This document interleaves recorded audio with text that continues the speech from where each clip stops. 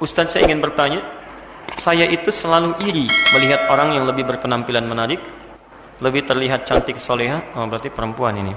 Baiknya, lebih pandai, lebih sukses dan sebagainya. Bagaimana cara mengatasi persoalan ini?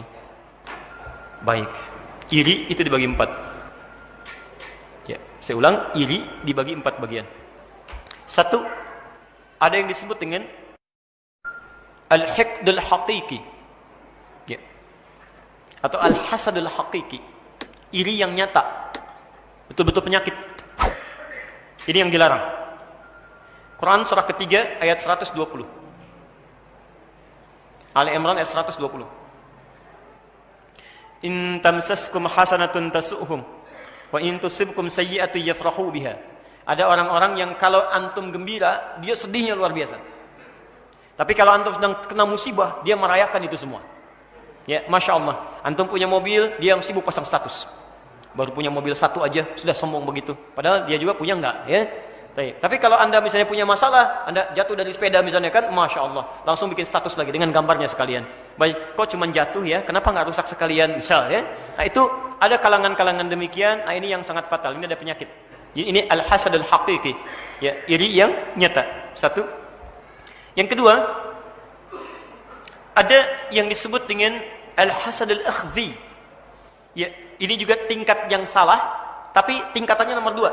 Hanya ingin sekedar mengambil apa yang ada pada orang lain, walaupun tidak berniat keburukan pada orang lain. Ya, misal Quran surah keempat An-Nisa ayat 32. Ya. Wala tatamannaw ma faddalallahu ba'dakum 'ala ba'din. Jangan Anda berangan-angan untuk mendapatkan keistimewaan yang Allah titipkan pada orang lain, Anda belum bisa meraihnya. Ya, seperti yang kasus yang ini misal, mohon maaf ya, mohon maaf. Orang lain punya motor, Anda pun menginginkan ya motor yang sama dengan orang lain. Jadi setiap dia punya yang baru, Anda pengen dengan itu. Tapi Anda tidak menginginkan nikmat itu hilang dari dia. Paham ya? Saya cuma pengen saja. Pengen. Di setiap dia pakai, pengen. Setiap dia ini, pengen. Kayaknya ada perasaan gak enak kalau dia punya, Anda gak punya. Paham ya? Dia punya mobil, saya juga bisa kalau cuma punya mobil. Padahal belum punya. Dia beli handphone baru, saya juga bisa pengen handphone kayak gitu. Padahal belum beli. Ya, tapi Anda tidak menginginkan nikmat itu luntur dari dia. Itu namanya al-hasadul akhdhi. Ada nomor 2 ini. Nomor 3, ghibtah. Ghibtah. Bukan gibah, tapi ghibtah. Ghibtah. Al-Bukhari nomor hadis 447. Nah, ini adalah bagian dari iri yang diperbolehkan. Jadi ada iri yang diperbolehkan. Awas hati-hati, ada iri yang diperbolehkan. Ya, kalau Rasulullah SAW pernah menyampaikan, hati-hati. Ada 2 hal.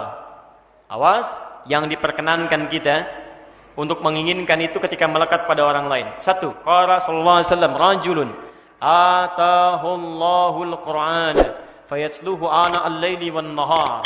Yang pertama adalah seseorang yang dianugerahi oleh Allah Subhanahu wa taala Al-Qur'an, dalam riwayat lain ketaatan. Jadi rajin ibadah. Ya, dia rajin baca Quran siang malam, rajin sholat, rajin puasa, rajin macam-macam. Nah, kalau Anda melihat orang-orang seperti ini, Anda boleh iri. Ya Allah, anak itu 5 tahun sudah hafal Quran, saya 50 tahun ya Allah, Al-Baqarah aja belum hafal, misal, ya? Saya harus menyusul dia sebelum meninggal dunia. Harus, itu ghibtah namanya. Ghibtah, bukan hasad, tapi ghibtah. Kedua, rajulun atahullahu malan fayunfiquhu ana al-laili wan nahar. Yang kedua adalah orang yang dititipkan oleh Allah harta yang melimpah dan dia sibuk dengan berinfak. Ya. Jadi ada orang yang soleh dengan ibadahnya, ritual. Ada orang yang soleh dengan ibadah sosialnya. Ini aja yang Anda boleh iri. Yang lainnya tidak. Jadi kalau ada orang penghafal Quran, Anda boleh iri.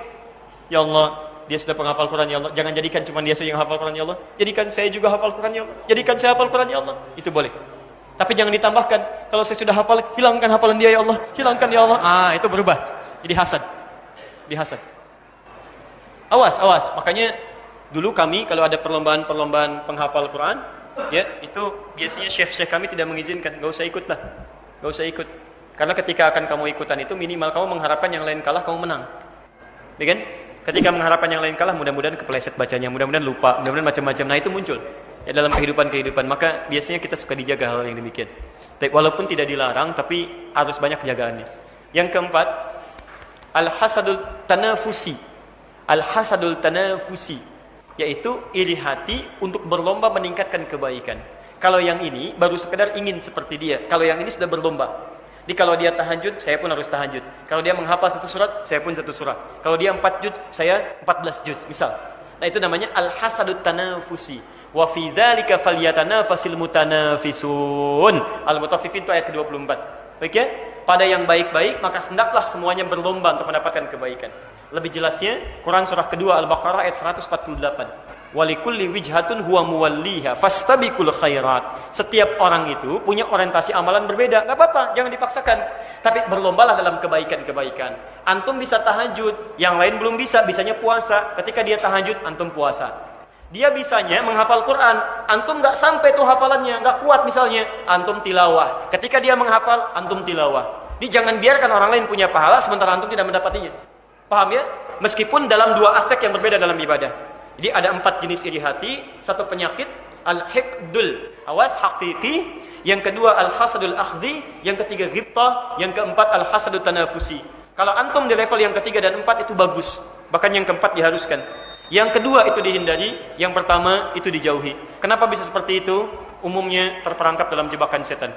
Ya, cara paling gampang, mulai beralih kepada Allah, tunaikan banyak puasa, tingkatkan takwa, maka nafsu akan ditekan.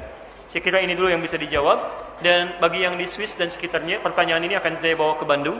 Dan insya Allah dari Bandung kita akan jawab, sehingga kajian kita insya Allah akan berlangsung dan bisa mendapatkan bagian yang telah Anda barangkali konsultasikan.